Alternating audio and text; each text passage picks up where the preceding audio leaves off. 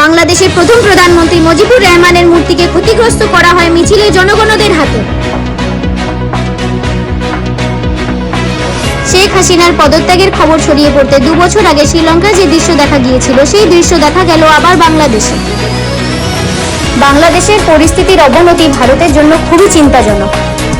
গণভবনে দুপুরে মিছিল নিয়ে ঢুকে যায় লক্ষ লক্ষ লোকেরা, আর হাতের সামনে যা যা পায় উঠে নিতে থাকে, আর ভাঙচুর করা হয় সংসদ ভবন এবং প্রধানমন্ত্রী কার্যালয়।